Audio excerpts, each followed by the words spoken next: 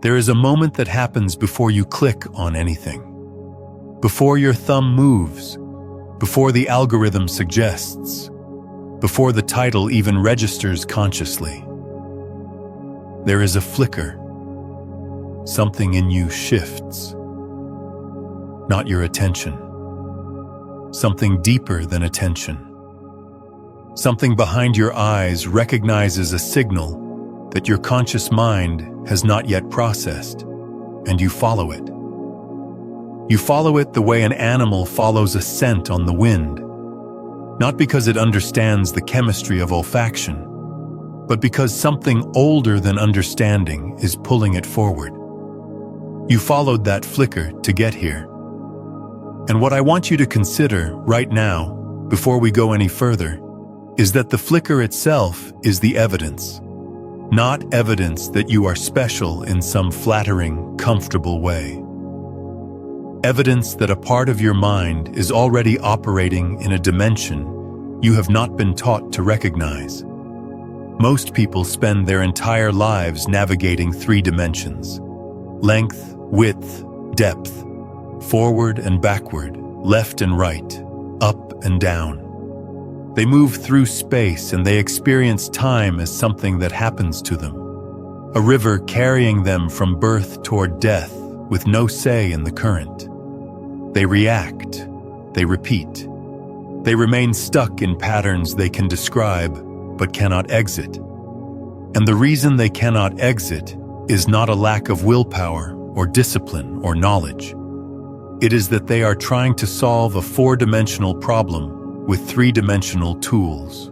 They are trying to navigate a landscape they cannot see with a map that does not include the territory they are actually lost in. The 4th dimension is not a metaphor. It is not a poetic way of saying, think bigger or be more spiritual. In physics, the 4th dimension has a precise identity. It is time. But not time the way you have been taught to experience it. Not the ticking clock, not the calendar, not the deadline breathing down your neck. Time as a dimension means something specific and radical. It means that just as you can move freely in the 3 spatial dimensions, walking north or south, climbing a ladder or descending stairs, stepping left or stepping right, there exists a dimension in which past, present, and future coexist, not sequentially, simultaneously, the way the entire length of a road exists, even when you are standing on only one point of it. In 1908, the mathematician Hermann Minkowski presented a paper that quietly restructured reality.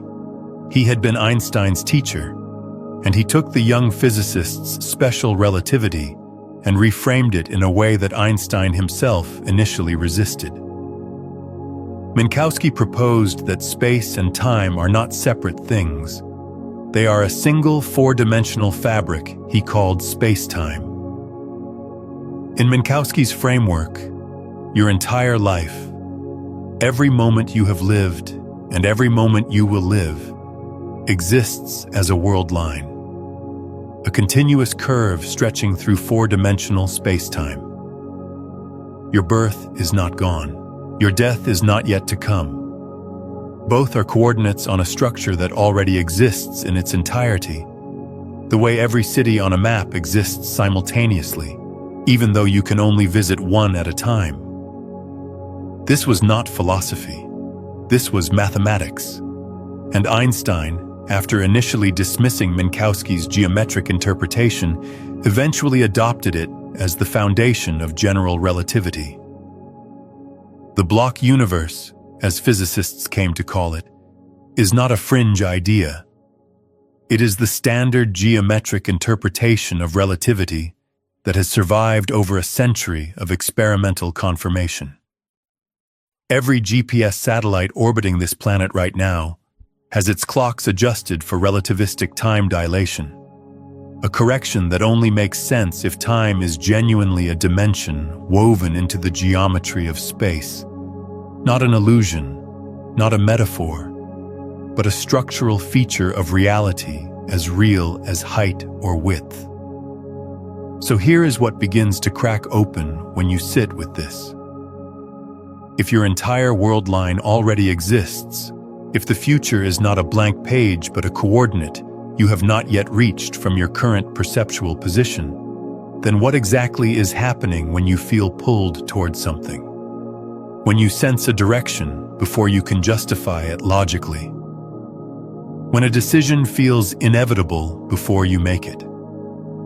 What is happening when you find a video like this and something in you says, yes, this, now? There is a concept in physics called retrocausality, and it is not as exotic as it sounds. It refers to the possibility that future states can influence present ones. That causation does not only flow from past to future, but can, under specific conditions, flow backward.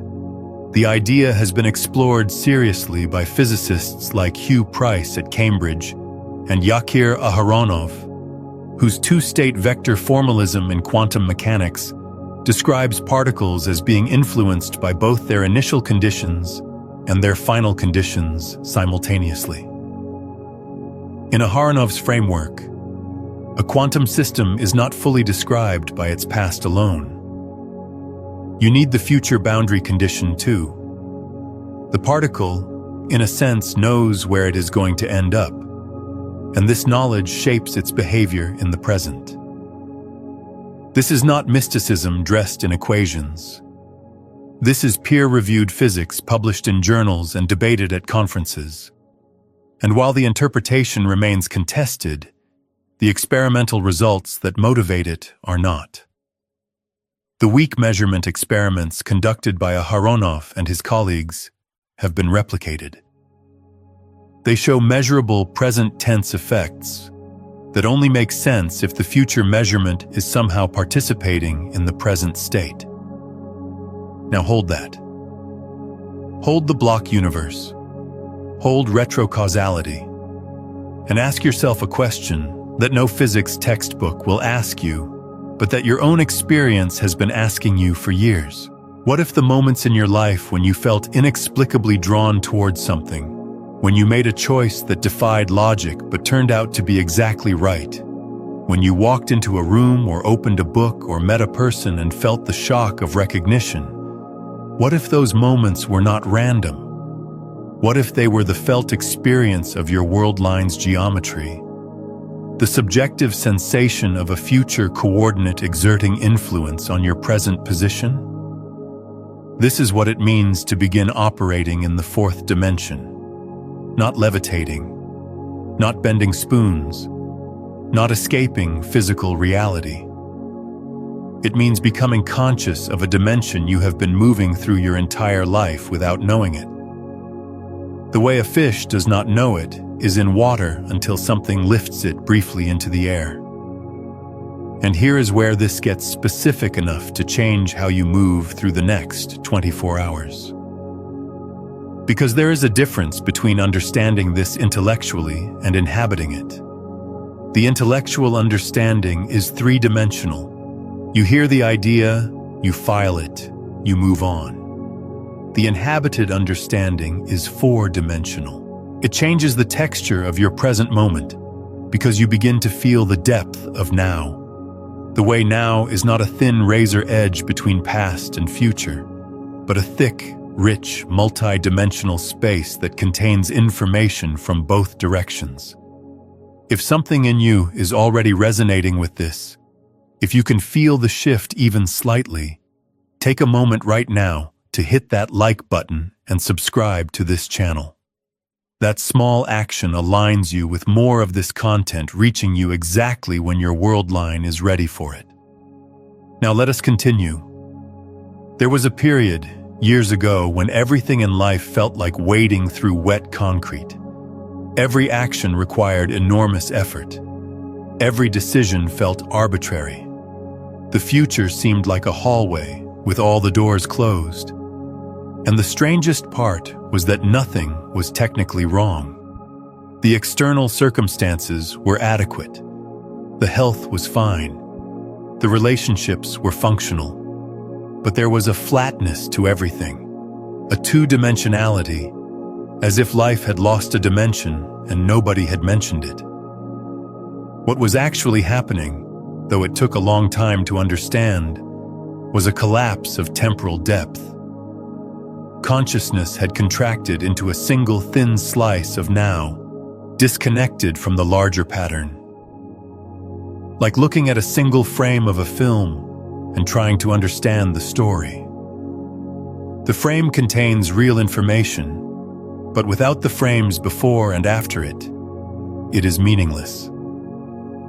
The flatness was not depression in the clinical sense. It was a perceptual collapse, a failure to access the dimension that gives the present its meaning. The recovery did not come from changing circumstances. It came from a specific shift in how attention was deployed. Instead of attending only to what was immediately in front of awareness, there was a deliberate practice of attending to what was pulling, not pushing, pulling. The subtle sense of direction that exists before you can articulate a reason for it. The quiet tug that says, go here, not there. Read this, not that. Speak now, not later. Wait, not yet. This pull is the fourth dimension making itself felt in the third. It is temporal depth registering in a consciousness that has been trained to ignore it. Let me ground this in something you can verify in the next 60 seconds. Think of a decision you made recently that turned out well. Not a calculated decision where you weighed pros and cons and selected the optimal choice. A decision that felt more like a recognition than a calculation. You did not figure it out. You felt it.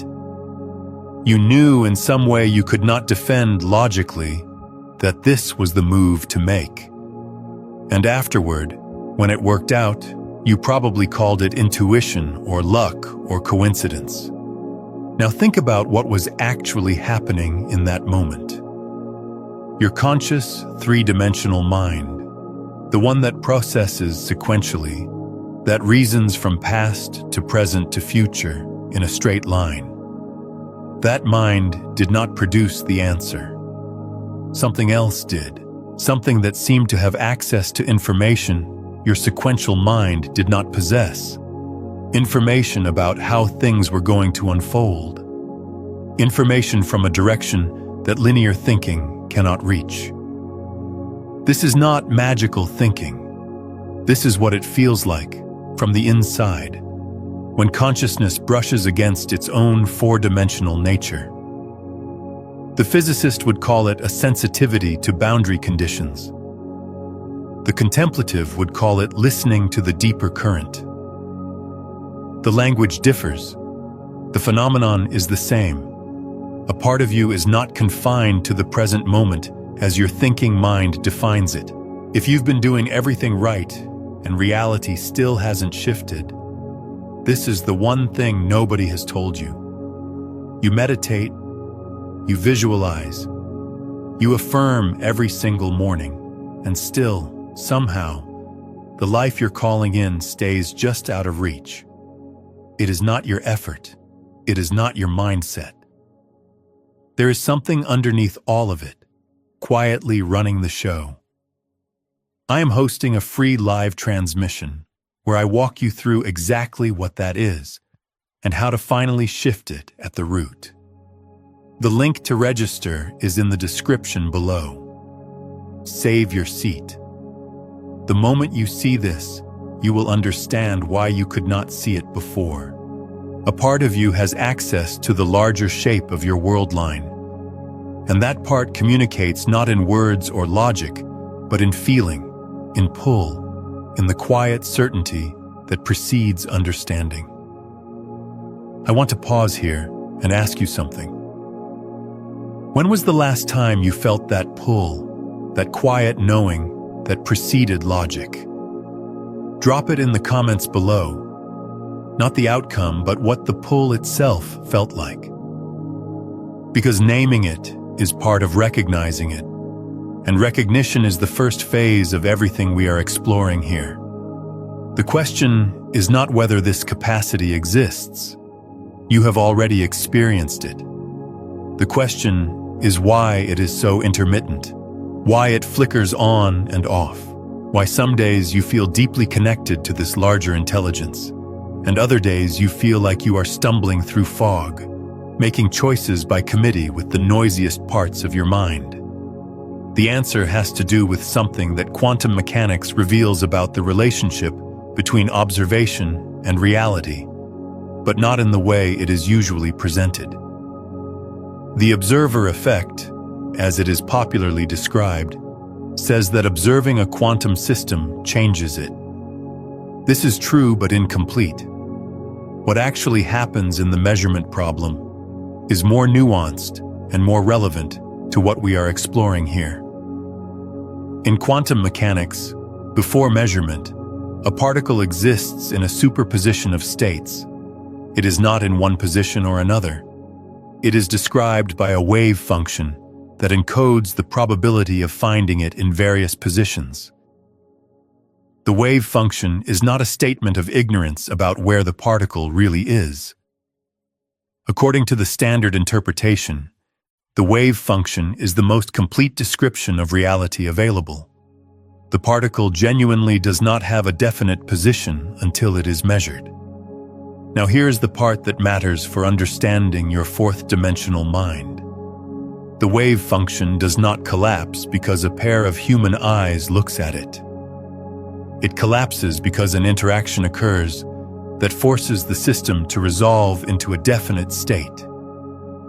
The key variable is not consciousness in the mystical sense. It is the nature of the interaction between the system and its environment. This process is called decoherence, and it describes how quantum superpositions dissolve into classical, definite states through interaction with the surrounding environment. But here is what decoherence reveals that is genuinely profound, even without any mystical addition. The definiteness of reality is not a given. It is produced. The solid, fixed, this or that quality of the world you experience is not a property of the world itself. It is the result of an ongoing process of resolution, a continuous collapse from possibility into actuality that is happening at every scale, at every moment, in every interaction. And you are part of that process, not as a magical observer who creates reality by thinking about it, but as a participant in the ongoing resolution of possibility into actuality. Every perception you have, every attention you direct, every choice you make is an interaction that resolves some portion of the possible into the actual. You are not watching reality from outside. You are one of the processes by which reality becomes definite. This is where the fourth-dimensional mind becomes operational rather than theoretical.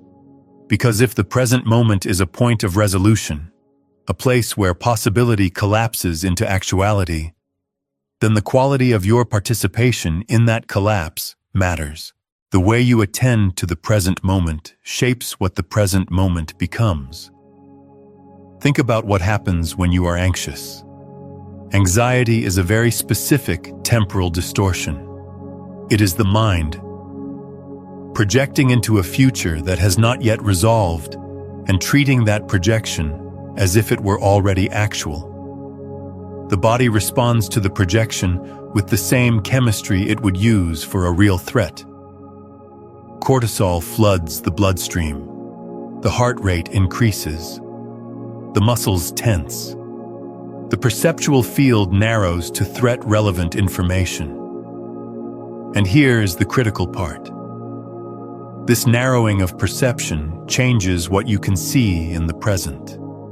It filters out information that does not match the threat narrative. It makes you literally blind to possibilities that exist in your environment, but do not conform to the anxious projection. Anxiety, in this framework, is a premature collapse of the wave function. It is consciousness forcing a resolution before the natural resolution point. selecting one possible future, usually the worst one, and treating it as definite. The fourth dimensional mind does the opposite. It holds the superposition. It allows multiple possible futures to coexist without forcing a premature resolution. It remains in the space of possibility long enough for the actual resolution to emerge from the deeper pattern rather than from the frightened projection. This is not passive. It is not sitting around waiting for the universe to sort things out.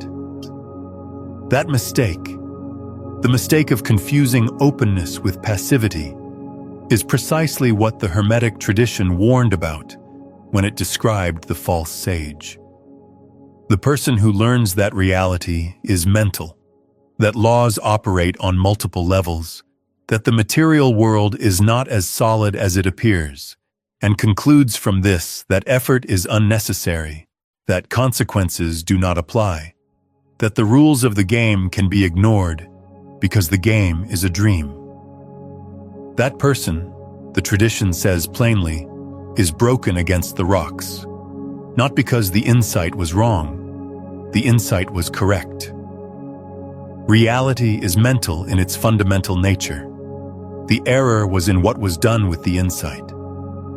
The true sage, as the tradition describes, knows the same truth but applies it differently.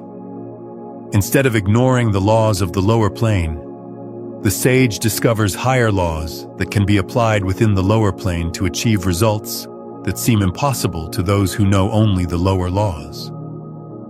The airplane does not deny gravity. It applies aerodynamic principles that allow it to operate above gravity's most obvious effects, while never pretending gravity does not exist. The pilot who ignores gravity crashes. The pilot who understands gravity and also understands lift, thrust, and drag can fly. Your fourth dimensional mind works the same way. It does not exempt you from three-dimensional reality. It gives you access to a higher order set of principles that allow you to operate within three-dimensional reality with capacities that three-dimensional thinking cannot produce. The capacity to sense direction before evidence. The capacity to hold uncertainty without collapsing into premature resolution. The capacity to recognize patterns that only become visible when you add the temporal dimension to your perception. And this is where we can get specific about what unlocking actually means in practice. Because it is not a single event. It is not a door that swings open and stays open. It is more like a muscle that has always existed but has been atrophied by disuse. And the process of reactivation follows a specific sequence that I want to walk through carefully. The first phase is recognition. This is where you are right now, whether you realize it or not. Recognition is the moment when you stop dismissing the signals. The pull you feel toward certain ideas, certain people, certain directions. The strange sense of timing that occasionally surfaces in your life, where things align in ways that sequential logic cannot explain. The dreams that contain information you did not know you had. The sudden knowing that precedes understanding. Recognition is not creating these experiences. They have been happening your entire life. Recognition is simply the moment you stop explaining them away and start paying attention to what they might actually be. Most people spend enormous energy explaining away their four-dimensional perceptions. They call them coincidence, wishful thinking, confirmation bias, luck. And these explanations are not always wrong. Sometimes a coincidence is just a coincidence. But the blanket dismissal of every non-linear perception is itself a bias toward the three-dimensional model of reality that your culture installed in you before you were old enough to question it. Recognition is the willingness to question that installation. Not to abandon critical thinking, but to expand what you are willing to think critically about. The second phase is disidentification from the narrative mind. This is harder than recognition and more important. Your narrative mind is the part of you that constructs a continuous story about who you are, what is happening, and what is going to happen next. It is the voice in your head that never stops talking, and it operates almost exclusively in 3 dimensions. It takes the raw data of experience and flattens it into a linear story. This happened, then this will probably happen. The narrative mind is not your enemy. It is a tool, and a useful one. But it is a 3-dimensional tool, and when you mistake it for the totality of your consciousness, you lose access to the 4th-dimensional perceptions that operate underneath it. The signal from the deeper pattern is quiet. The narrative mind is loud. When the loud voice is mistaken for the only voice, the quiet signal is drowned. Disidentification does not mean silencing the narrative mind. It means recognizing that you are not the narrative. You are the awareness in which the narrative appears. This distinction, which sounds abstract until you experience it directly, is the hinge on which the entire process turns. Because the awareness that witnesses the narrative is not confined to the narrative's timeline. The narrative moves from past to future in a straight line. The awareness that watches it does not move at all. It is the space in which movement occurs. And that space, that witnessing awareness, is your point of access to the 4th dimension. This is not a belief to adopt. It is an experiment to conduct. And I want to offer you the experiment right now, not later, not after more explanation, but now, because the understanding we are building is not the kind that accumulates through information. It is the kind that opens through direct experience. Close your eyes for a moment if you can. If you are driving or walking, keep them open, but soften your focus. Now notice that you are thinking. Do not try to stop thinking. Just notice that thoughts are occurring. See if you can observe a thought the way you would observe a bird crossing a window. It appears. It moves. It disappears. You did not create it deliberately. You did not invite it. It simply arose. Now notice what is doing the noticing. The thought appeared in something. It moved through something. It disappeared from something.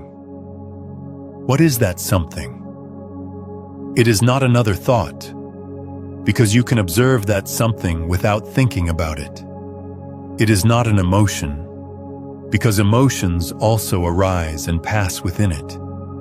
It is the space of awareness itself. And if you stay with this for even 10 seconds, you will notice something peculiar.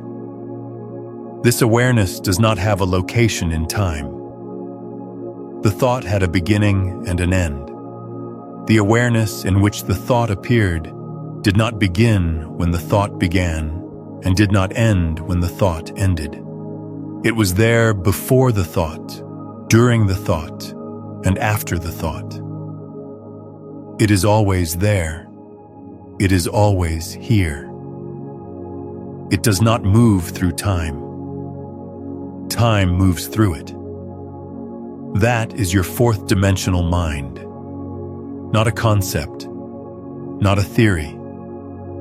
The felt reality of awareness that is not bound by the sequential timeline your narrative mind constructs. And you just accessed it. Not through years of meditation or spiritual practice, although those deepen and stabilize the access. You accessed it by shifting your attention from the content of consciousness to the space of consciousness, from the figure to the ground, from the movie to the screen. If you just tried that experiment, even briefly, I am curious what you noticed. Tell me in the comments what arose when you shifted from the thought to the awareness behind the thought. Was it stillness? Expansion? Something you cannot quite put into words? Share it, because your description might be the exact thing someone else needs to hear to recognize their own experience. The third phase is learning to operate from this space rather than merely visiting it. This is where most seekers stall, and it is where the distinction between the false sage and the true sage becomes critical. The false sage visits this space, has a genuine experience of timeless awareness, and then tries to live as if the three-dimensional world no longer applies. He has seen the screen behind the movie and concludes that the movie is irrelevant. But he is still in the movie. His body still needs food. His relationships still require attention. His choices still have consequences. Denying this does not elevate him. It breaks him. The true sage visits the same space and returns to the three-dimensional world with something new. Not an exemption from the rules, but an expanded toolkit for operating within them. The fourth-dimensional mind does not replace the three-dimensional mind. It includes it and adds a capacity that the three-dimensional mind alone cannot produce. The capacity to perceive the larger pattern within which the immediate situation is embedded. This is what changes when the fourth-dimensional mind comes online. You stop making decisions based solely on the visible evidence in the present moment and start making decisions that account for the trajectory. Not through prediction, which is a three-dimensional attempt to extend the past into the future, through perception, through the direct sensing of the larger shape that the present moment is part of. Consider how different this is from the way most people navigate their lives. Most decision-making is reactive. Something happens, you respond. The stimulus determines the response. This is billiard ball causation, purely three-dimensional. Event A strikes event B moves in a predictable direction. Your life, in this mode, is a series of collisions. You are bounced from one reaction to the next, and the trajectory feels random because you can only see the ball that just hit you, not the larger geometry of the table. Fourth-dimensional decision-making is different. It does not ignore the ball that just hit you. It perceives the ball within the context of the entire table. It senses not just the immediate impact, but the trajectory that led to it, and the trajectories that will follow from it. And this sensing is not calculation. You cannot calculate your way into fourth-dimensional perception any more than you can calculate your way into seeing color. It is a mode of perception that opens when the conditions are right. And the primary condition is the one we just practiced. The shift from identification with the narrative to resting in the awareness that holds the narrative. There is a phenomenon in physics called phase space, and it offers a precise analogy for what we are describing. In classical mechanics, the state of a system at any given moment is represented by a single point in phase space, a mathematical space that encodes all the positions and momenta of every particle in the system. A single point tells you where the system is right now. But the power of phase space is that it also contains every possible state the system could occupy. The entire landscape of possibility is mapped, and when you can see the landscape, not just the point, you can perceive trajectories that are invisible from the point alone. Your three-dimensional mind is the point. Your fourth-dimensional mind is the landscape. And the shift from point to landscape is not a mystical achievement reserved for the enlightened. It is a perceptual capacity that activates when you stop collapsing your awareness into the content of the present moment and allow it to expand into the space that holds the present moment.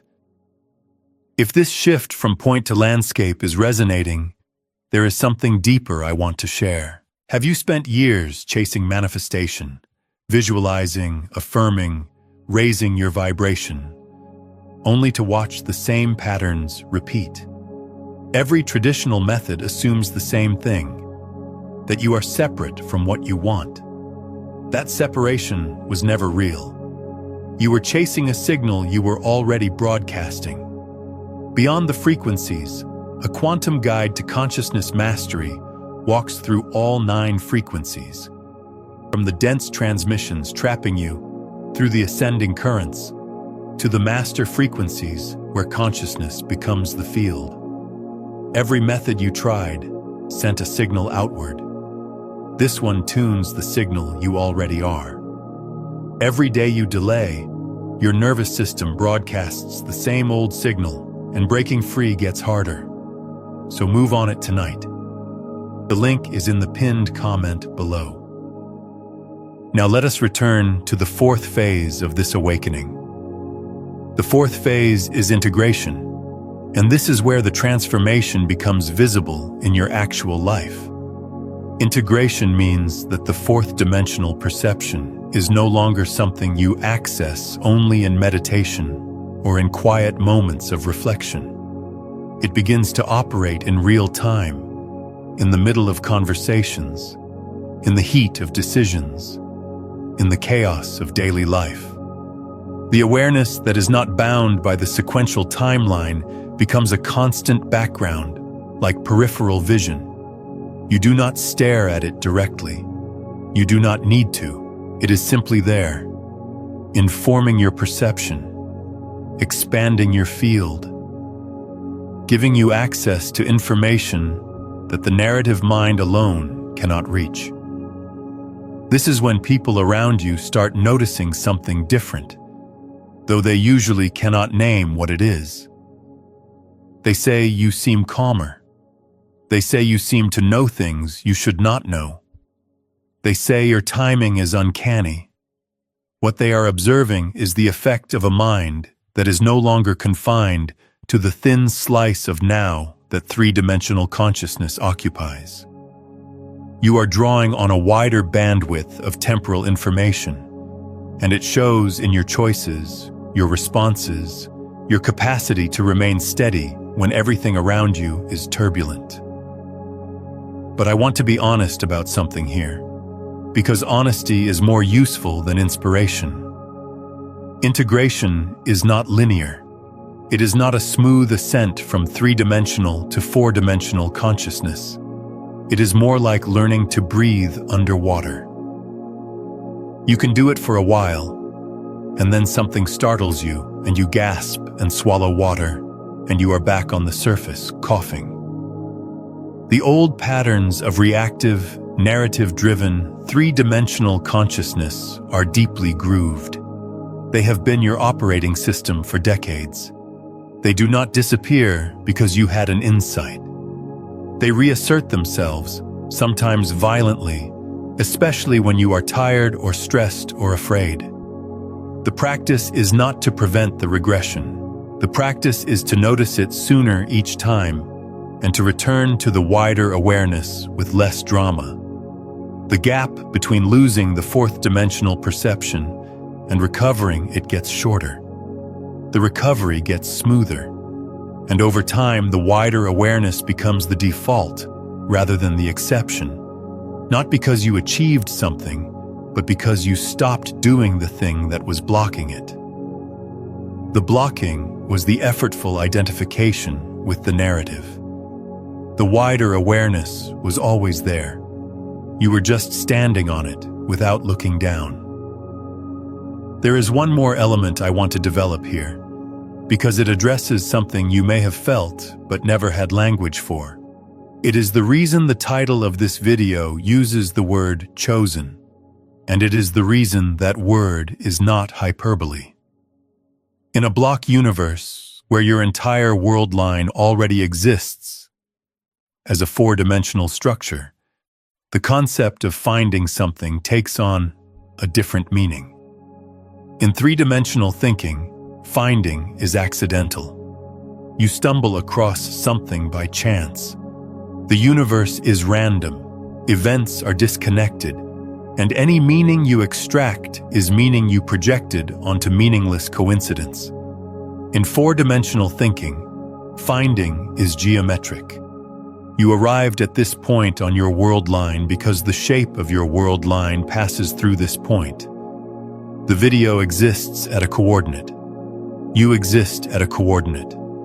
Your world lines intersect.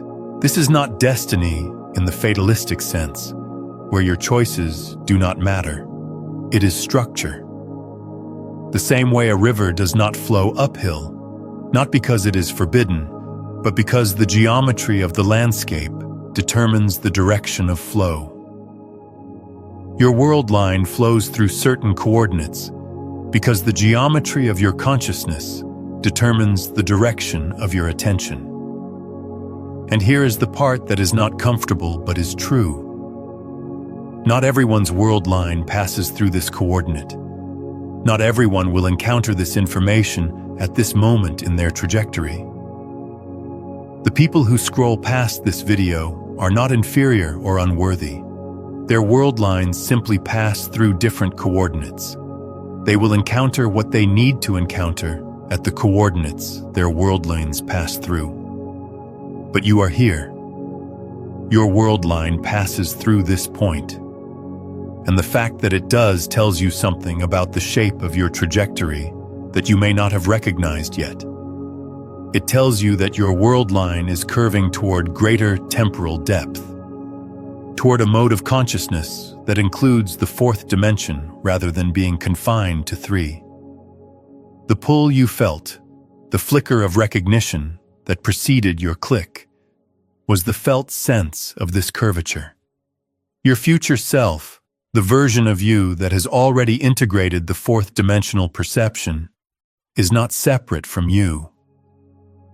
In a block universe, that version already exists, and the influence flows both ways. Just as your past shaped your present, your future shapes your present. The pull toward deeper understanding is not a wish. It is a signal from a coordinate on your world line that you have not yet reached from your current perceptual position, but that is already exerting its influence on where you are now.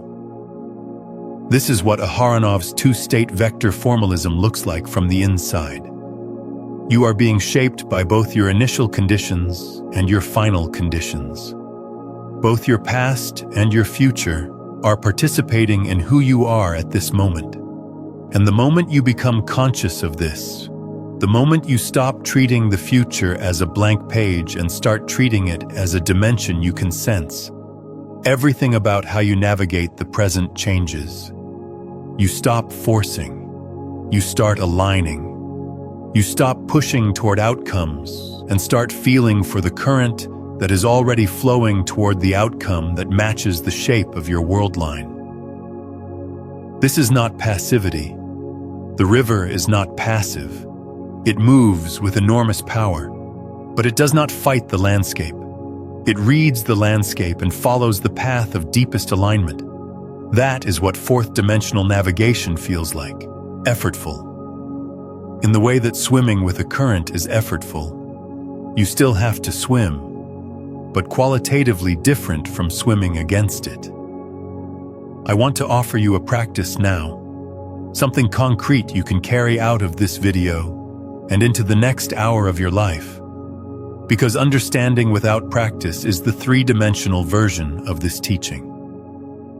The four-dimensional version includes the body. Find a moment today. It does not need to be long. 3 minutes is enough, when you can sit without external demands. Close your eyes. Bring your attention to the center of your chest, not the heart organ, but the space behind the sternum where emotional resonance tends to register. Breathe into that space, and then ask, without trying to answer, without constructing a response, simply ask, what is pulling me? Not what do I want? Not what should I do, what is pulling me. And then listen. Not with your ears, not with your thinking mind. Listen with the space itself. Let the space receive whatever arises, image, word, feeling, direction, or nothing at all. Do not judge what comes. Do not analyze it. Just notice it. What you are doing in this practice is turning your attention from the push of the past to the pull of the future.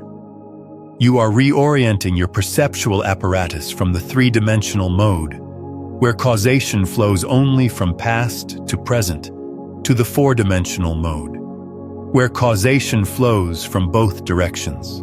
You are listening for the signal from the coordinate on your world line that you have not yet reached. The first few times you do this, you may hear nothing. That is normal. The channel has been static for a long time. The signal is there, but your receiver needs to be recalibrated. Keep doing it.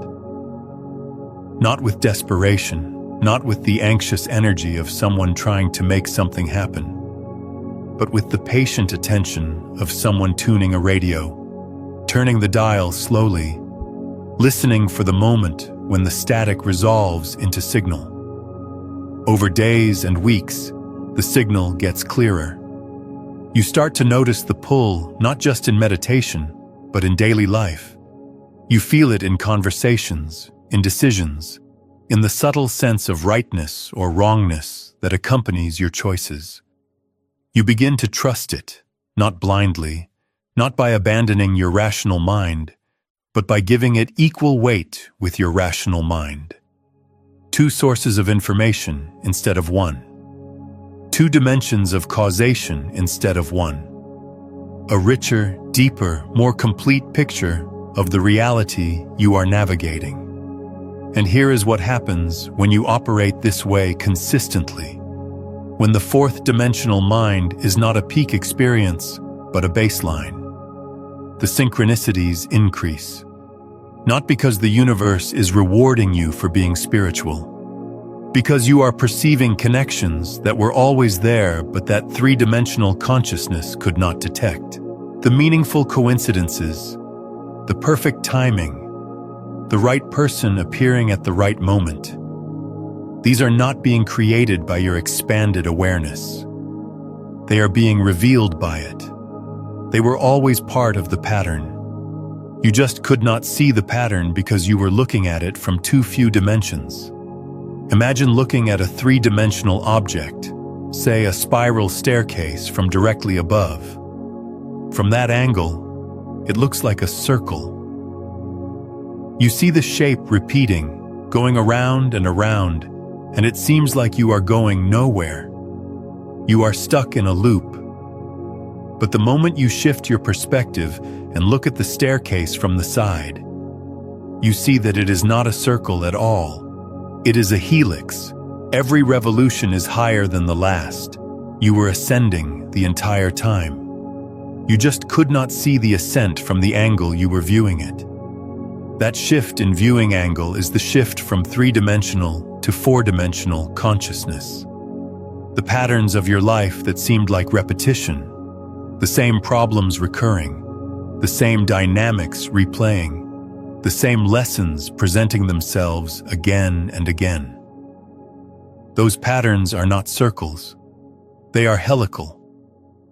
Each revolution is at a different level, but you can only see the difference in level when you add the fourth dimension to your perception. Without it, you see a circle and you despair. With it, you see a helix and you understand. You were not going in circles, you were spiraling upward. And the fact that you could not see the upward movement was not evidence that it was not happening. It was evidence that you were viewing your own trajectory from too few dimensions. This is why the video found you now and not a year ago, not 5 years ago. A year ago, you were on a different point of the helix. The information would have landed differently, or not at all. You needed to complete certain revolutions before this particular coordinate became accessible. Not because someone was withholding it from you, but because the geometry of understanding has a shape, and you cannot stand on a step you have not yet spiraled up to. But you are here now, on this step, at this coordinate, and the very fact that the ideas in this video feel like recognition rather than novelty, that they feel like remembering rather than learning, is the signature of the fourth-dimensional mind activating. You are not acquiring new information. You are becoming conscious of information that was already operating in you, beneath the threshold of your narrative awareness, shaping your choices and your trajectory from a dimension you had not yet learned to perceive. The ancient traditions had different names for this. The Vedantic tradition called it the witness, the sakshi, the unchanging awareness that observes the changing contents of experience without being altered by them. The Taoist tradition called it wu wei, not non-action, but action that arises from alignment with the deeper current, rather than from the effortful pushing of the isolated self. The Hermetic tradition called it the mental plane, the level of reality where thought and form are not yet separated, where the pattern exists before the manifestation. Different languages, different cultures, different centuries, the same recognition. There is a mode of consciousness that transcends the linear, sequential, three-dimensional mind, and when it activates, the relationship between the individual and reality fundamentally changes. Not because reality changes, because the individual's capacity to perceive and participate in reality expands to include a dimension that was always there but was not being accessed. You are not becoming something you were not. You are uncovering something you have always been. The fourth-dimensional mind is not an upgrade. It is a remembering. It is the moment the fish becomes aware of the water. Nothing about the fish changes. Nothing about the water changes. But the fish's relationship to its own existence transforms completely because it now knows something about the medium it has been swimming in its entire life. And this knowing, this awareness of the medium, this consciousness of the dimension you have been moving through without recognizing it, this is what changes everything. Not because it gives you magical powers, because it gives you accurate perception. And accurate perception, perception that includes the dimension your previous model was missing, is the most powerful force available to a conscious being. Consider coming back to this video tomorrow morning, before the noise of the day begins, and listening again. Not for new information, but to let the recognition deepen. Each listen recalibrates your receiver a little more. And if someone in your life came to mind while you were listening, someone who is ready for this coordinate on their own world line, share this with them. That act of sharing is not just generosity. It is a four-dimensional event. It creates a resonance between